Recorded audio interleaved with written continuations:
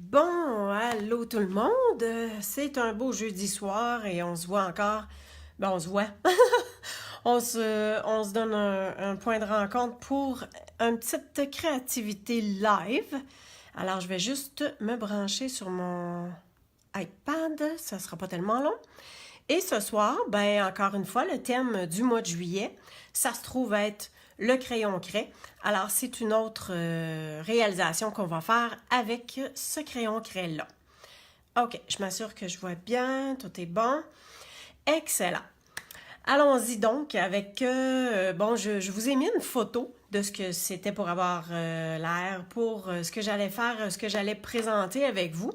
Alors, je me suis servi du lot vase d'hiver. Alors, on a la perforatrice et il y a les étampes ici. Alors, ben, la perforatrice, en fait, on s'en est pas servi pour ça, mais vous voyez qu'il y a moyen de faire les pots et le feuillage, puis on a une petite tulipe aussi qu'on peut découper. Alors ça, on va mettre ça de côté.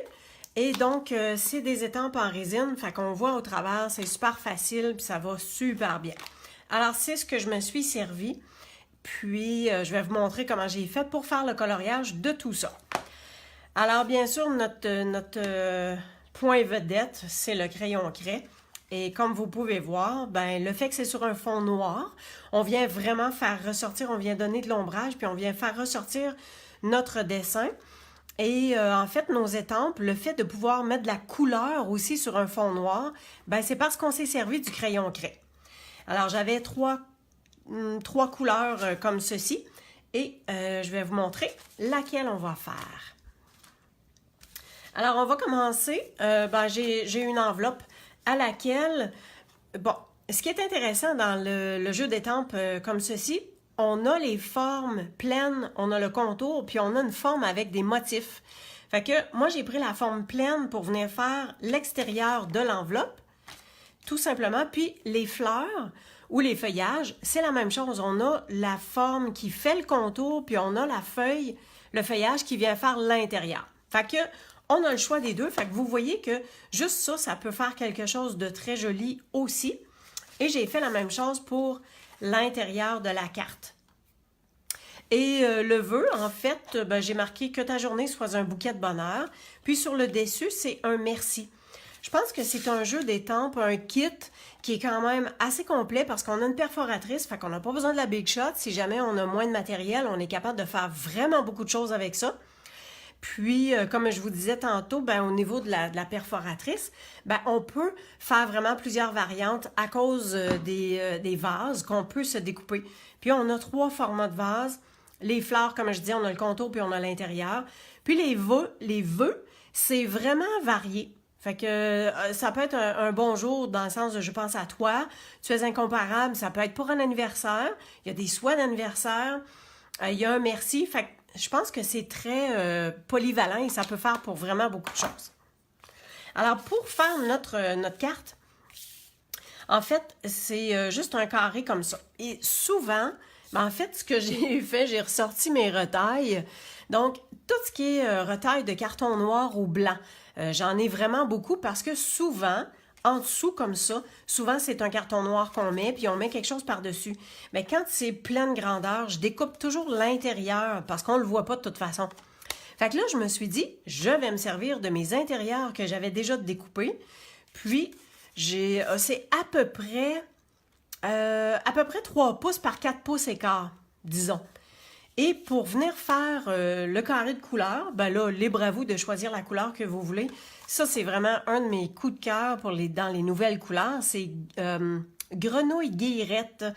Le nom, il est presque drôle, mais la couleur, là, je l'adore. C'est vraiment très, très beau. Fait que mon carton de couleur, ben, j'ai juste découpé un tout petit peu plus grand que ce que j'avais de mon carton noir. Tout simplement.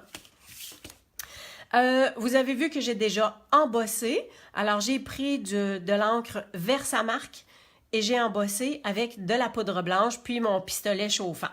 Donc, ça, c'était la première étape. Sans ça, on n'aurait pas pu avoir un contour vraiment blanc qui ressorte vraiment beaucoup. Et comme j'en avais plusieurs, hein, vous avez vu tantôt, bon, j'ai fait quelques couleurs. J'ai celle-là aussi. J'ai même celle-ci.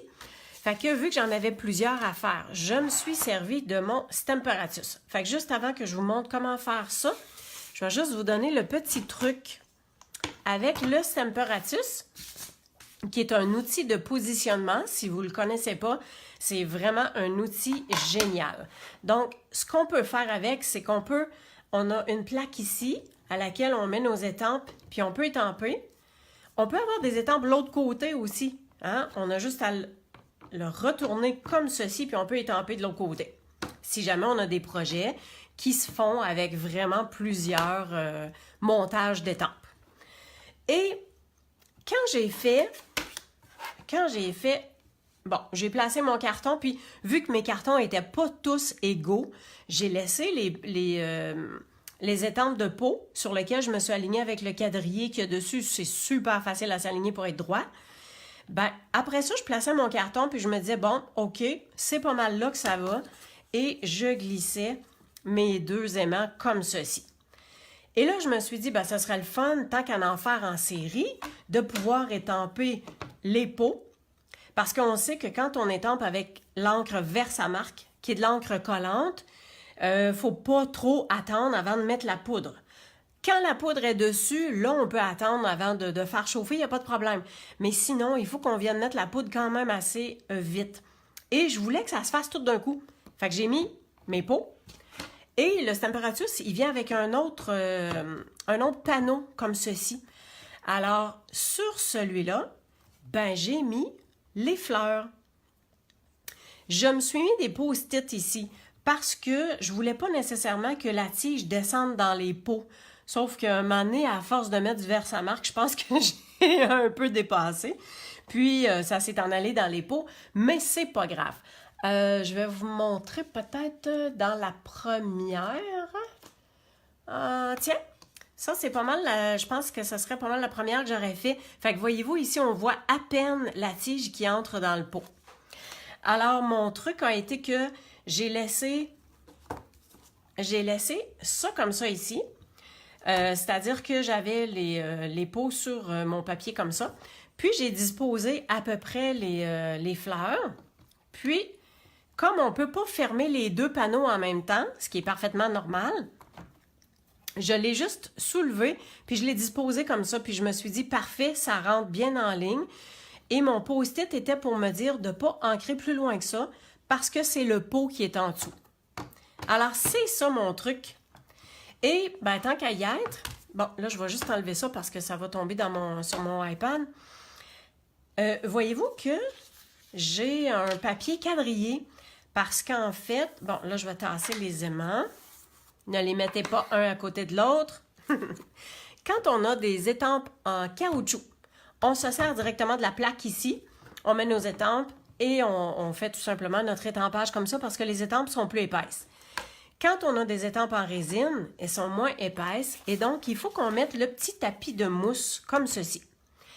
Et comme en mettant le tapis de mousse, on n'est pas capable de s'aligner comme on peut faire ici avec le quadrillé, eh bien, sur mes papiers quadrillés que Stampin' Up vend, hein, on a des grands pads de papier quadrillé, bien, je m'en suis découpé un qui fait à peu près le carré, puis j'ai tout simplement disposé comme ça. Puis avec les aimants, fait que je suis capable d'aligner mon papier puis d'être bien droite par rapport au quadrillé qu'il y a là également. Bon, c'était le petit truc pour le Stamparatus. Et voilà. OK, on revient avec notre vase d'hiver comme ceci. Bon, ça, je vais juste tasser ça. OK. Alors, avec le crayon craie, tout ce qu'on a à faire. Comme je vous ai dit, c'est déjà embossé en blanc. Alors, tout ce que j'ai à faire, je vais commencer par remplir la forme, l'intérieur des fleurs. Fait que j'y vais pour chaque pétale. J'essaie de ne pas dépasser et j'essaie de remplir l'intérieur seulement, puis de ne pas trop toucher au contour avec l'embossage. Quoique, c'est pas grave. On se garde un linge, là, il est un peu usé, là, mais c'est pas grave.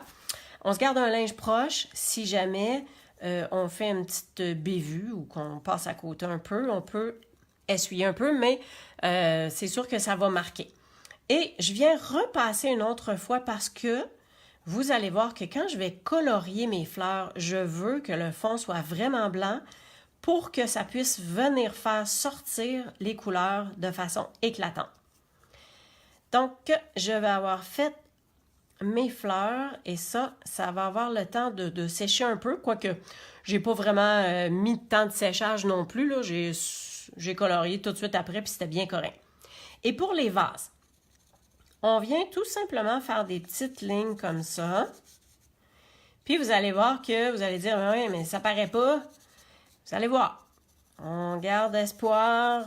On fait juste un petit contour comme ceci. Je sais pas si vous voyez, mais ça commence déjà à apparaître. Je pense qu'on le voit quand même un peu. Mais je suis obligée de passer une deuxième fois. Alors, je reviens. Et là, je vais moins loin. Donc, je laisse la partie qui est plus pâle, je la laisse en dessous.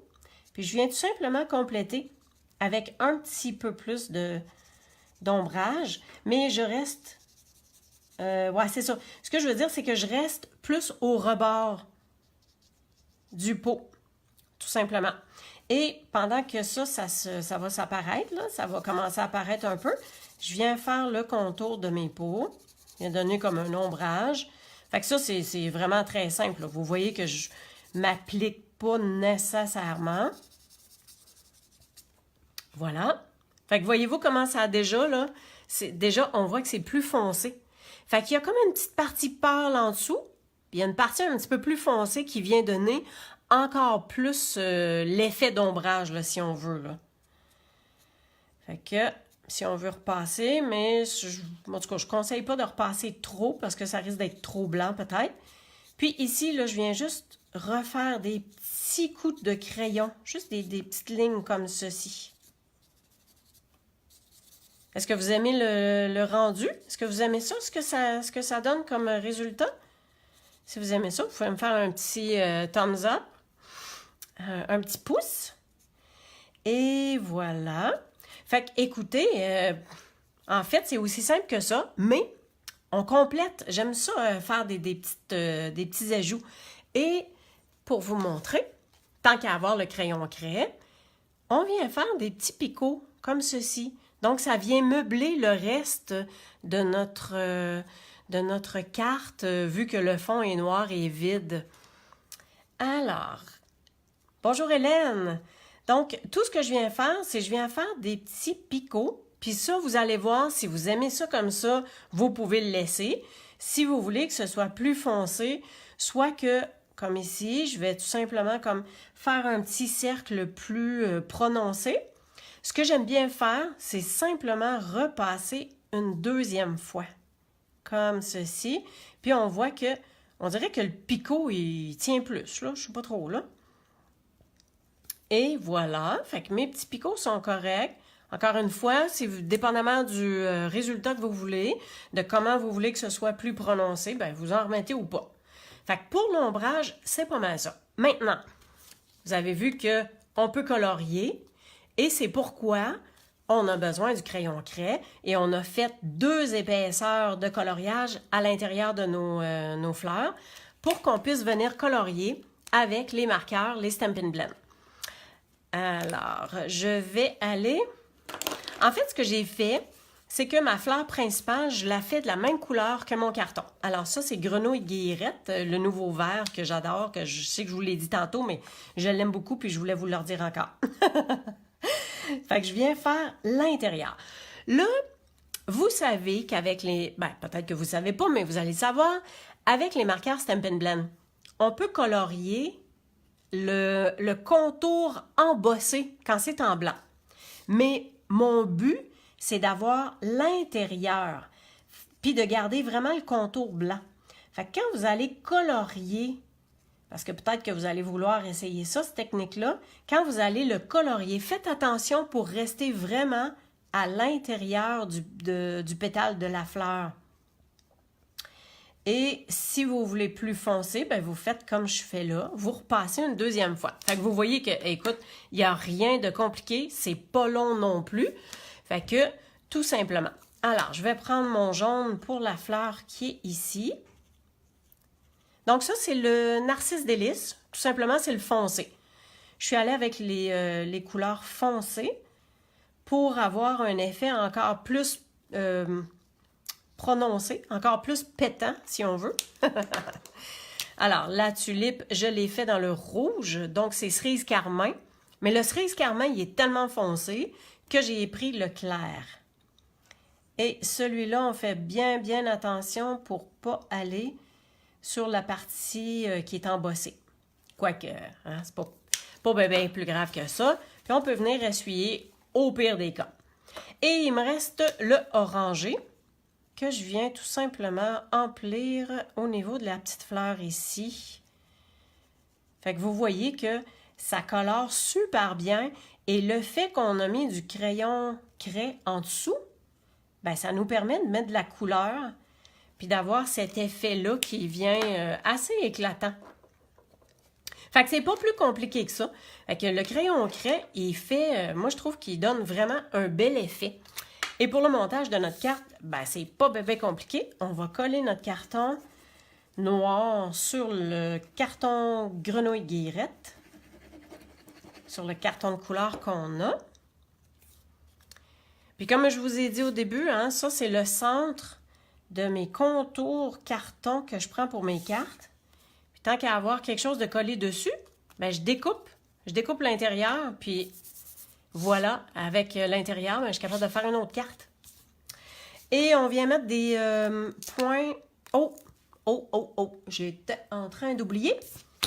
Si je veux mettre mon petit vœu merci, bon, ça je voulais le mettre en point de dimension sur ma carte. Fait que là, c'est à moi de voir où est-ce que je veux mettre mon vœu. Ce jeu d'étampes-là, on a un beau petit merci ici. Fait que, étant en résine, on voit à travers, je vais utiliser l'encre Memento. Fait qu'il faut juste que je me décide à savoir où est-ce que je vais le mettre. Et je crois que je pense que je vais le mettre ici dans le haut, tout simplement. Fait que j'essaie d'être bien droite. Si on veut pas que ça bouge, dans le pire des cas, on peut se prendre un post-it. Et boy, si on veut pas que ça bouge, il est venu tout croche. Hein? Puis je me laisse un espace, hein? C'est pour ça que je suis pas égale en haut, en bas, parce que je me laisse un bel espace pour venir étamper mon petit vœu. Fait que j'ai pas besoin de mettre plus que ça. Tout ce que je voulais, en fin de compte, là, c'était juste que ça bouge pas. Puis d'avoir une idée de où est-ce que je peux mettre mon vœu. Et voilà, tout simplement comme ceci. On ferme ça. Et de là, bon, là, je peux y aller avec mes points de dimension. Je tourne ça de côté, comme ceci. J'en mets toujours un dans le centre parce que, voyons, ça tient mieux, je pense. Ça évite que le carton, en bois québécois, s'effoire. Hein? Fait qu'on peut mettre ça sur notre carte, tout simplement. Puis ça va être fait. Fait que je vais vous dire ce qui a été le plus long dans toute ma série de cartes, là, parce que j'en ai fait 6 comme ça. Ben, en fait, ce qui a été le plus long, c'est embossé. Mais finalement, avec le truc du Stamparatus que je vous ai donné tantôt, ben, ça a super bien été. Je suis droite, là? Oui, je pense que je suis droite. Alors, bon, ça, je vais juste fermer ça. Fait que c'est aussi simple que ça. Fait que la petite enveloppe est associée. Et comme je vous ai montré tantôt, eh bien, vous avez des choix de couleurs. Ah oui, il fallait que je vous dise. Est-ce que vous voyez la différence entre ces deux-là? Le fond, il est jaune. Ça se trouve être Punch à l'ananas, qui est le nouveau jaune. Puis, dans les couleurs, au niveau du jaune, voyez-vous la différence? Celui-là est un petit peu plus éclatant. Mais c'est parce que j'ai essayé, ça c'est fait avec les Stampin' Blend, mais j'ai aussi essayé avec mes marqueurs Stampin' Write. C'est peut-être pas, c'est peut-être que vous les avez pas encore, les Stampin' Blend, peut-être que ça va venir, mais que vous les avez pas en main. Mais si vous avez ces marqueurs-là ici, qui sont les Stampin' Write, ça peut très très bien faire la même chose. C'est sûr que le fait que c'est de l'encre à l'eau, et ça c'est un marqueur à l'alcool, ça va être un petit peu plus éclatant. Fait que c'est pour ça qu'on voit que le jaune, entre autres, il ressort un petit peu plus ici. Mais je pense que si on regarde ça, on peut voir que ça fait très bien aussi. Puis ça peut être très, très bien colorié également. Ben voilà, c'était la petite pause créative pour vous montrer avec le crayon craie. Écoutez, je pense qu'il coûte 4 pièces et demi. C'est vraiment pas cher, puis c'est un bon investissement parce qu'il y a quand même des belles choses qu'on peut faire avec ça. Alors, ça, ce petit kit-là, c'était avec la perforatrice. Fait que j'espère que ça vous a plu. Ben, merci pour le petit cœur. Passez une belle soirée. Puis la semaine prochaine, ça va être la dernière fois où est-ce qu'on va travailler avec le marqueur craie. Fait que je vous présenterai un autre projet. Fait que je vous souhaite une belle soirée. Si jamais vous avez besoin de quoi que ce soit, www.créationencrepapier.com. Et ben merci Karine. On se voit demain matin pour l'atelier. Alors, passez toute une belle soirée. On se voit la semaine prochaine. Merci. Bye bye.